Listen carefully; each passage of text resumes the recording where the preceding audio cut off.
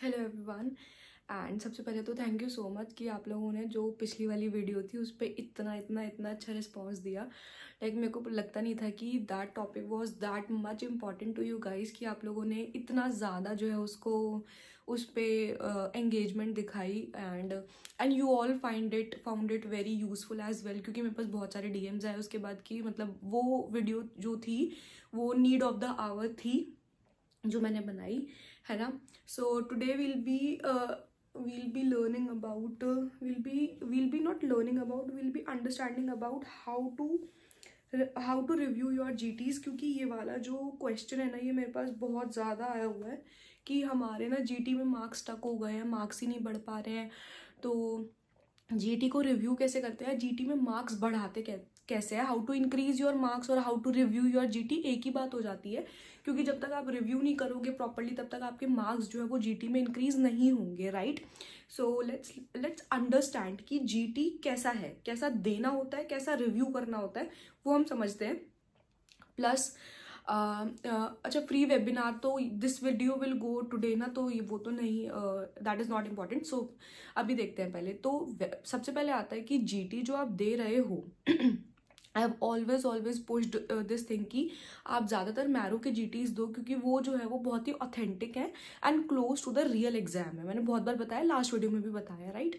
अब आता है GT देने का पहले तो तरीका क्या है और उसके बाद उसे रिव्यू कैसे करना है, राइट। आपने GT दिया नॉर्मली, जैसे नॉर्मल लाइक उस दिन भी आप ना यही सोचकर बैठा करो कि आज हम एग्जाम ही दे रहे हैं, तो वो काइंड ऑफ एग्जाम की तरह ही आप बैठा करो। ऐसे मत सोचा करो कि मैं 100 क्वेश्चंस के बाद एक ब्रेक लूंगी, नहीं। आप एक एक्चुअल एग्जाम की तरह बैठा करो, तभी जो है वो आपकी जो है वो प्रॉपरली आपकी प्रैक्टिस होगी, है ना। तो आपने पहले GT दिया। अब आता है कि आपको उसे रिव्यू कैसे करना है ताकि आपके जो है वो मार्क्स बढ़ सकें। I use to review them subject wise. Like पहले मैंने ऐसे कभी भी नहीं किया कि आज ही मैंने GT दिया, क्योंकि GT देने में ही पूरा दिन चला जाता है, राइट। कि आज ही मैंने GT दिया और आज ही मैं उसे पूरा का पूरा रिव्यू करने बैठ गई, नहीं, कभी भी ऐसे नहीं किया, क्योंकि उससे बहुत ज़्यादा प्रेशर बिल्डअप होता था मेरे ऊपर, राइट।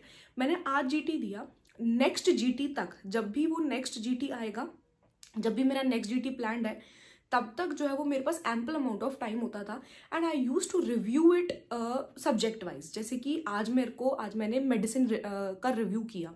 जब मैं मेडिसिन का रिव्यू कर रही हूँ तब मैंने देखा, अरे मेरा ये वाला क्वेश्चन गलत है, मेरा ये वाला क्वेश्चन गलत है। आई यूज टू एनालाइज कि मेरे मेडिसिन में मार्क्स आए कितने हैं, जिससे कि पहले तो मेरे को ये पता लगता था सब्जेक्ट वाइज रिव्यू करने से कि अच्छा मेरा ये वाला सब्जेक्ट बहुत वीक है। जैसे कि मेरा जो है वो ऑर्थो बहुत वीक थी, जैसे मेरी एनेस्थीसिया बहुत वीक थी, तो इससे ही मेरे को पता लगेगा कि मेरा कौन सा सब्जेक्ट वीक है। जब तक मैं सब्जेक्ट, अगर आप बस फर्स्ट वाले क्वेश्चन से खोलकर रिव्यू करना स्टार्ट कर दोगे तो आपको समझ में ही नहीं आएगा ना कि आपका कौन सा सब्जेक्ट वीक है।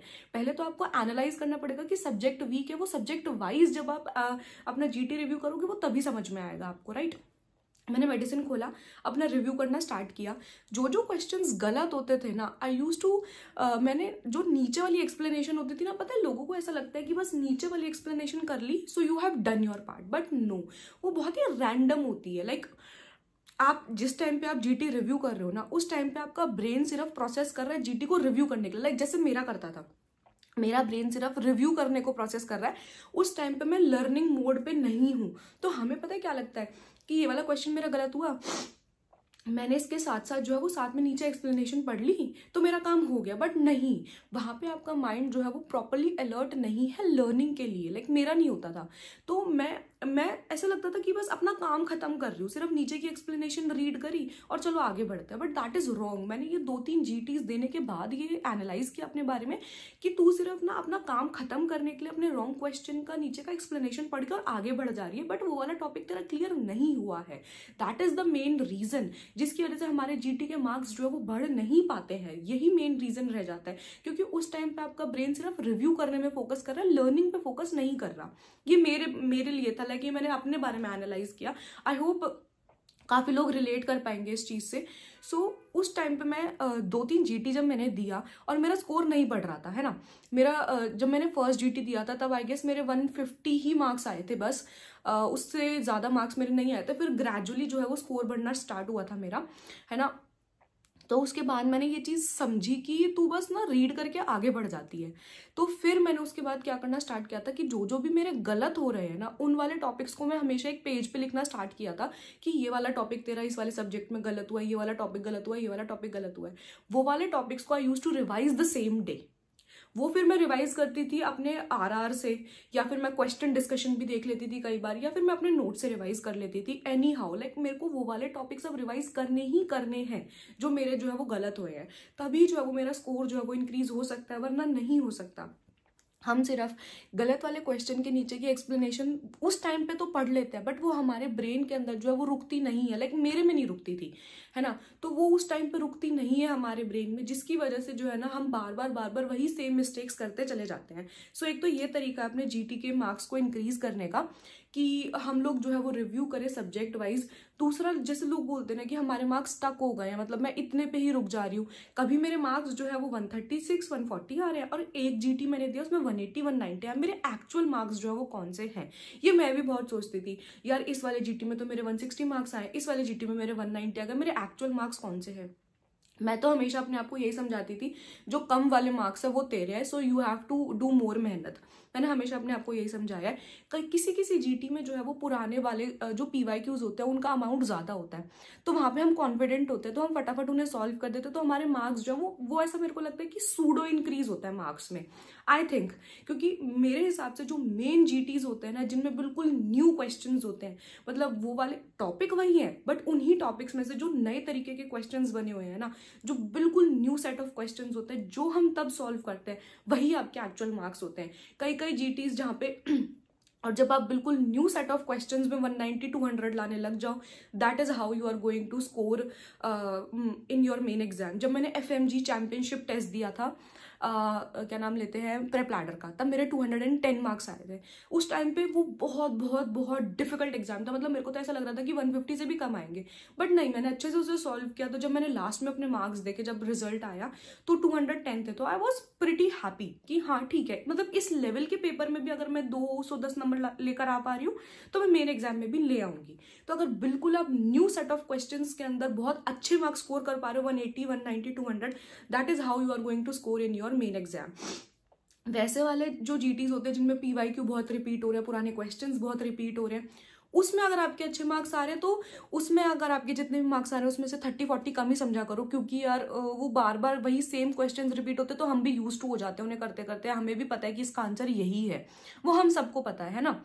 एंड यस, तो अगर आप स्टक हो तो आपको अच्छे से जो है वो रिव्यू करना है, एक्सप्लेनेशन सिर्फ वहीं की वहीं पढ़ के और आगे नहीं बढ़ना है, क्योंकि तब आपके ब्रेन में कुछ भी रजिस्टर नहीं हो रहा है। You have to write that topic on a paper, और उसके बाद उसी सेम डे, जैसे आज आपने मेडिसिन या आज आपने सर्जरी का रिव्यू किया, तो साथ साथ उसे प्रॉपरली रिव्यू कर लो, प्रॉपरली रिवाइज कर लो। प्रॉपरली रिवाइज जो है वो आप दोबारा क्वेश्चन सॉल्व करके, दोबारा रिविजन करके उस टॉपिक का क्वेश्चन डिस्कशन वीडियो देख के कर सकते हो। मल्टीपल तरीके हैं रिवाइज करने के।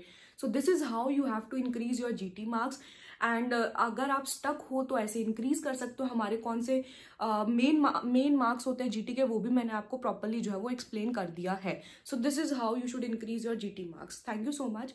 This was all about today. बहुत छोटी वीडियो बननी थी, फिर भी मैंने थोड़ा और ज्यादा आपको जो है वो खींच के एक्सप्लेन कर दिया पूरा कि कैसे करना है, right. And yes, and thank you so much for last video, जिसमें आप लोगों ने इतना क्रेजी रिस्पॉन्स दिया है मेरे को नहीं पता था, like it was so important to you all. And comment section of that video, oh my god, that is love to me. And if you all want to buy integrated notebook, that is live, that will be always live। and उसका जो है मैंने price बहुत कम कर दिया है, because उसके भी रिव्यूज के लिए I am very thankful to you all. बहुत अच्छे reviews. Integrated notebook consist of pathology, pharmacology, medicine and surgery in just 250 pages, including NEET PG PYTs plus FMG PYTs। And ये जो है it is in a PDF form of course, because main notebook मेरे पास है and I have made it in a PDF form, ताकि it will be available to everyone. तो you all can buy it, you all can DM me on Instagram or Telegram or wherever, link will be provided in the description box। and thank you so much, please learn hard। Exam बहुत करीब आ चुका है, अभी आपके पास सिर्फ time बचा है एक GT और देने का। I would say today is 15th of December, तो आप 23-24 तक एक GT और दे दो and you are good to go. उसको रिव्यू करके जरूर जाना, बस उसका रिव्यू मत छोड़ना बिल्कुल भी। Thank you so much. Last 10 days strategy में जरूर पोस्ट करूंगी इसके बाद। Thank you so much.